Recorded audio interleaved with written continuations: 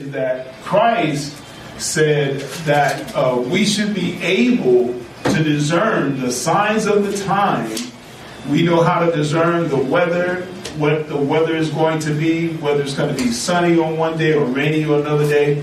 He says more than knowing how to do that, we should know how to discern the times that we live in. And he said a wicked and an adulterous generation is one who seek for a sign. And that is something very interesting that Christ said. He said a wicked and an adulterous generation seek for a sign, and no sign will be given to it but the sign of Jonah. Now, he says that's what a wicked and adulterous generation, they seek for a sign. But that's not us. Amen. We're not seeking after a sign. We're not looking for a sign.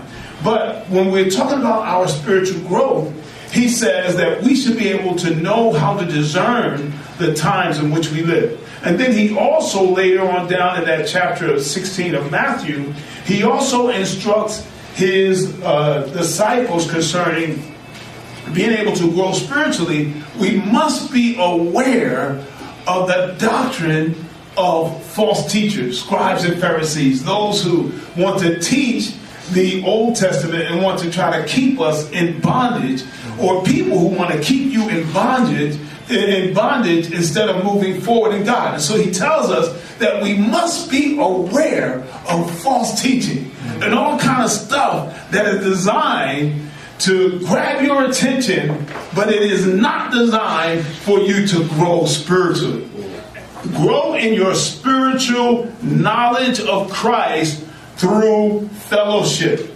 We grow in our spiritual knowledge of Him through fellowship and through spending time together in the presence of God. And this is how we grow spiritually. And this is what we see happening to them, to the disciples, to those who was hanging out with the Lord. You know, it is amazing that they were seeking signs, but signs was given to them.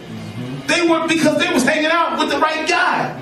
They was hanging out with Jesus. And anytime when you're hanging out with the Lord, you're hanging out with the right